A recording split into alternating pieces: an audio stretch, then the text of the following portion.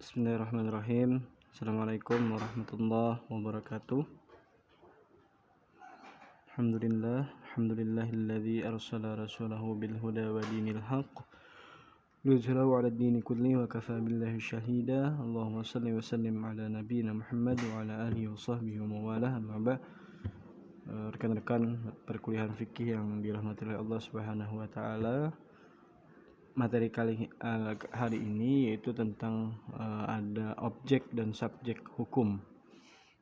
Bagaimana kemudian mukallaf dibebankan apa-apa saja yang kemudian yang membuat dibebankan dan kemudian menjadi fi'lul mukallaf atau perbuatan seorang mukallaf yang menjadi kemudian dipertanggungjawabkan karena menjadi sebuah kewajiban. Nah, kita masuk ke bagian mahkum bih atau mahkum fih, atau dalam hal ini bisa difahami sebagai objek dan peristiwa hukum. Jadi mahkum fih atau juga mahkum bih adalah objek hukum. Jadi objek hukum dalam kajian ini adalah fi'lul mukallaf atau perbuatan seorang mukallaf yang terkait dengan perintah syar'i, terkait dengan apa-apa yang diperintahkan oleh Allah Subhanahu wa taala dan rasulnya, baik yang bersifat tuntutan mengerjakan, tuntutan meninggalkan, memilih sesuatu pekerjaan, dan atau yang bersifat syarat, sebab, halangan, azimah, ruksah, sah serta batal, seperti yang minggu yang lalu telah disampaikan. Nah, dengan demikian fokus hukum Islam adalah perbuatan mukallaf. Nah, ini jadi Ini jadi terkait dengan mahkum bih atau mahkum fih ya. Contoh perbuatan mukallaf adalah membunuh manusia misalkan, kemudian mencuri barang orang lain, atau mencaci maki orang lain, memakai bangkai binatang, meminum khamar dan lain sebagainya. Ini semua masuk dalam kategori fi'lul mukallaf atau perbuatan manusia. Lain halnya jika hanya hukumnya bangkai binatang, kemudian dan yang demikian ini tidak ada hukum fikihnya karena bukan perbuatan manusia. Nah, jadi oleh karena itu ketika menafsirkan, ada ayat kan di Al-Qur'an, hurrimat alaikum al-maitatu waddama dan seterusnya, diharamkan atas kalian bangkai. Maka ditafsiri oleh para mufassir, jadi hurrimat alaikum al-maitat tadi diharamkan atas kalian memakan bangkai.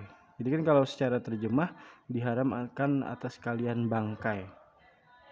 Nah, dalam tafsiran kemudian ditambahkan dengan memakan bangkai. Nah, memakan inilah yang disebut dengan fi'lul mukallaf tadi, yang berkaitan dengan bangkai binatang.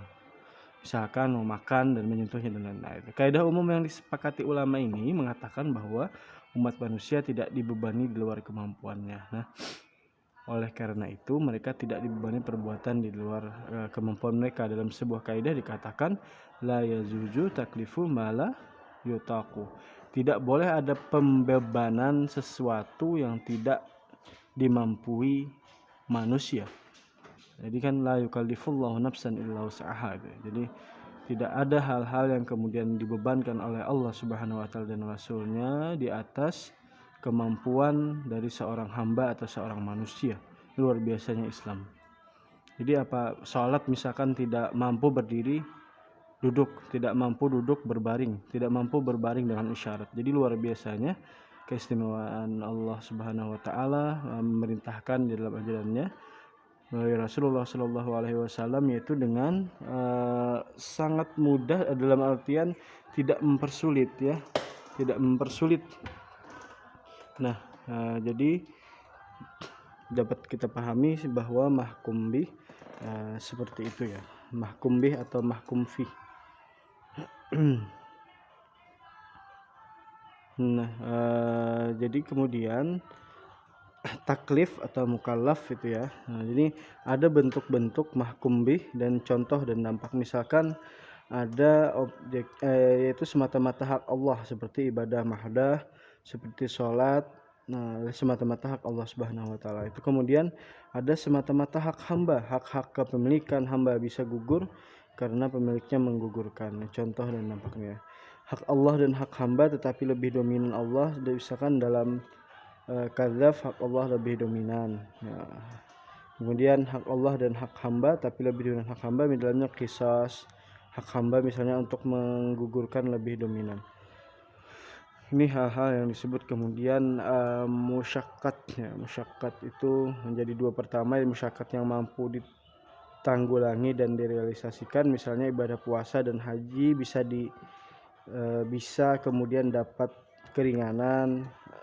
Kemudian kedua jenis ibadah ini tergolong berat, musyaqqat tadi ya, tetapi kedua ibadah tersebut bisa ditanggulangi. Nah, jadi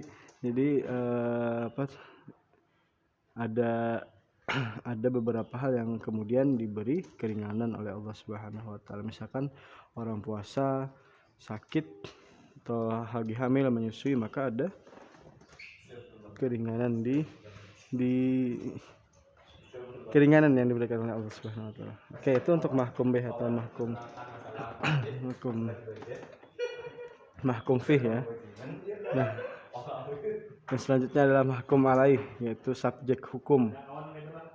Subjek hukum dalam hal ini para ulama telah sepakat bahwa mahkum alaih adalah seseorang yang perbuatannya dikenai khitab Allah Subhanahu wa taala yang disebut mukallaf. Ini subjek hukum nih yang menjadi subjeknya, yaitu mukallaf tadi ya. Dari segi bahasa mukallaf diartikan sebagai orang yang dibebani hukum, sedangkan dalam istilah usul fikih mukallaf disebut juga mahkum alaih. Nah, mukallaf adalah orang yang telah dianggap mampu bertindak hukum, baik yang berhubungan dengan perintah Allah maupun dengan larangannya.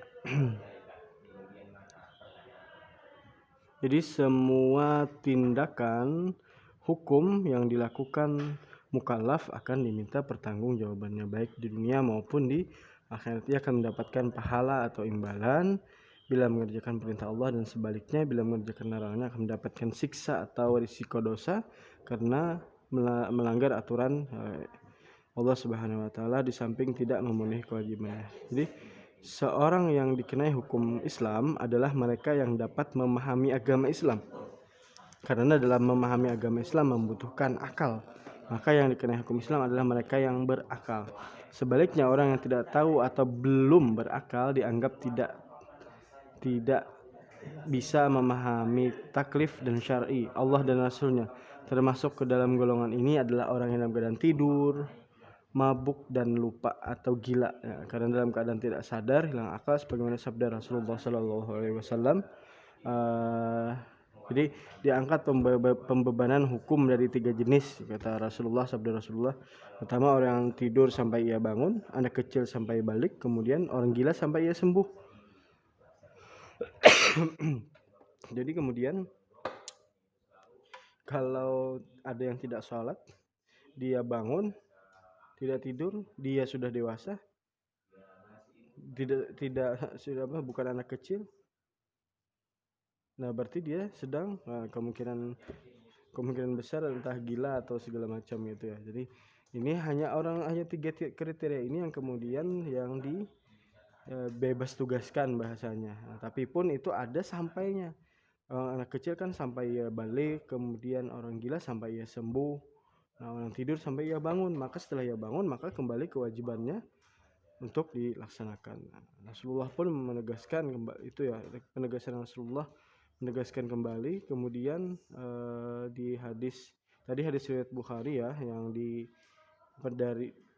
diriwayatkan oleh Imam Bukhari, Tirmidzi dan Nasa'i, dari Aisyah dan Ali bin Abi Thalib. Kemudian umatku tidak dibebani hukum apabila mereka terlupa, tersalah, dan keadaan terpaksa. Ini kemudian juga menjadi dalil yang diriwayatkan ini riwayat Ibnu Majah dan Tabrani. Jadi ada beberapa hal umat Rasulullah kemudian dijelaslah bahwa taklif hanya diperuntukkan bagi orang yang dianggap cakap dan mampu untuk melakukan tindakan hukum. Ya, ulama usul fikih telah sepakat bahwa seorang mukallaf bisa dikenai taklif apabila telah memenuhi dua syarat. Nah, apabila telah memenuhi dua syarat. Yang pertama, orang itu mampu memahami khitab syar'i ya, yang kemarin dari penjelasan pengertian pembagian hukum kemarin itu ya, yang pertemuan sebelumnya, tuntutan syara yang di khitab syar'i itu tuntutan syara yang terkandung dalam Al-Qur'an dan Sunnah baik secara langsung maupun melalui orang lain. Hal itu karena yang tidak mempunyai kemampuan untuk memahami tuntutan syara tadi tidak mungkin untuk melaksanakan suatu taklif. Untuk memahami ini maka dibutuhkan akal, sementara akal sudah sempurna di umur baligh. Nah, oleh karena itu kalau orang sudah baligh ya dianggap mengerti tentang hukum Islam. Maka kemudian ada kewajiban yang harus dilaksanakan dan larangan yang kemudian harus ditinggalkan. Lalu mengapa dalam beberapa kasus anak kecil tetap dihukumi kewajiban membayar zakat misalkan? Demikian juga dengan orang gila dalam pandangan mazhab Syafi'i, Imam Al-Ghazali Al-Amidi juga, dan Imam Asy-Syaukani menjelaskan bahwa anak kecil dan orang gila memang dikenakan kewajiban membayar zakat. Nah, ya, ada pendapat-pendapat kemudian para ulama yang mengemukakan seperti itu, baik zakat mal maupun zakat fitrah. Nafkah diri mereka dan ganti rugi akibat perbuatan mereka bila merusak atau menghilangkan harta orang lain juga menjadi pembenaran terhadap mereka. Nah, untuk itu diambil harta mereka sendiri, akan tetapi kewajiban tersebut tidak berkaitan dengan perbuatan anak kecil dan orang gila tersebut, tetapi berkaitan dengan harta. Jadi harta yang menjadi fokusnya, bukan dari perbuatan mereka. oleh karena itu kasus tersebut yang bertindak membayarkan kewajiban zakat pada mereka, mengambilkan nafkah untuk diri mereka dan ganti rugi yang disebabkan kelalaian mereka adalah wali mereka yang masing-masing. Jadi seluruh pengeluaran itu diambilkan wali dan harta mereka. Dengan demikian seluruh kewajiban berkaitan dengan harta anak kecil dan orang gila tersebut, bukan dari mereka. Yang kedua, syarat kedua dikatakan mukallaf yaitu seseorang harus mampu dalam bertindak hukum. Dalam usul fikih disebut dengan ahliyah. Nanti kita bahas ahliyah itu apa. Dengan demikian seluruh perbuatan orang yang belum atau tidak mampu bertindak hukum atau tidak bisa dipertanggungjawabkan, maka anak kecil yang belum baligh yang dianggap belum mampu bertindak hukum tidak dikenakan tuntutan syara. Nah, itu pula orang gila tadi ya. Nah, kita masuk ke ahliyah. Ahliyah itu secara etimologi berarti kecakapan atau cakap hukum, menangani suatu urusan. Sudah bisa, bahasanya sudah bisa, sudah paham. Misalnya orang yang memiliki kemampuan dalam suatu bidang, makanya dianggap ahli untuk menangani suatu bidang tersebut. Itu ahli sudah bisa sudah. Nah, itulah. Jadi kalau secara istilah ahliyah itu adalah suatu sifat yang dimiliki seseorang yang dijadikan ukuran oleh syar'i untuk menentukan seorang telah cakap dikenai tuntutan syara. Dari definisi itu dapat kita pahami bersama bahwa ahliyah adalah sifat yang menunjukkan bahwa seorang telah sempurna jasmani dan akalnya sehingga seluruh tindakannya dapat dinilai oleh syara. Yang telah mempunyai sifat tersebut dianggap sah melakukan suatu tindakan hukum seperti transaksi yang bersifat menerima hak dari orang lain, dan demikian jual beli, hibah dan lain-lain dianggap sah. Ia telah dianggap mampu untuk menerima tanggung jawab seperti nikah, nafkah, dan menjadi saksi. Jadi kemampuan untuk bertindak hukum tidak datang kepada seorang secara sekaligus, tetapi melalui tahapan-tahapan tertentu. Jadi oleh karena itu para ulama usul fikih kemudian membagi ahliyah kepada tahapan-tahapan pengembangan jasmani dan akalnya. Jadi menurut para ulama ahliyah terbagi dalam dua bentuk, yaitu ahliyatul ada dan ahliyatul wujub. Nah, ahliyatul ada dan ahliyatul wujub. Jadi ahliyatul ada itu adalah sifat kecakapan bertindak hukum bagi seorang yang telah dianggap sempurna untuk mempertanggungjawabkan seluruh perbuatannya baik bersifat positif maupun perbuatan bersifat negatif. Apabila perbuatannya sesuai dengan tuntunan syara, ia dianggap telah memenuhi kewajiban dan berhak mendapatkan pahala. Sebaliknya, bila melanggar berarti dosa. Nah, dengan kata lain, ia dianggap telah cakap menerima hak dan kewajiban. Jadi menurut jumhur ulama, yang menjadi ukuran dalam menentukan apakah seorang telah memiliki ahliyah adalah akil balik dan cerdas. Jadi ulama membagi ahliyatul ada kemudian kepada 3 lagi. Ya, ini 3 lagi, yaitu pertama tidak punya ahliyatul ada sama sekali. Mereka yang termasuk ini adalah anak kecil dan orang gila. Karena mereka tidak punya akal, maka keduanya tidak memiliki ahliyatul ada. Dan perbuatan keduanya tidak memiliki implikasi atau akibat hukum. Nah, akan yang dilakukan keduanya juga batal. Nah, kedua adalah memiliki ahliyatul ada tetapi kurang nakis atau kurang gitu loh. Jadi mereka yang termasuk kategori ini adalah anak yang sudah mumayyiz tapi belum balik. Nah, dalam keadaan ini mereka yang memiliki ahliyatul ada tapi kurang ini sah transaksinya yang bermanfaat bagi dirinya seperti menerima hibah, sedekah meskipun tanpa izin walinya. Sementara tasarruf yang membahayakan dirinya seperti pemberian hibah, wasiat, wakaf, talak dan sebagainya tidak sah meskipun diizini walinya. Kalau tasarruf yang antara mudarat dan manfaat sama, maka itu sah, hanya tergantung pada walinya. Nah, yang ketiga, memiliki ahliyatul ada yang sempurna. Yang sempurna itu kamilah, mereka adalah yang telah mencapai umur baligh. Ya, seperti kalian nih, balik paham segala sesuatu. Nah, kemudian ahliyah wujub. Apa itu ahliyah wujub?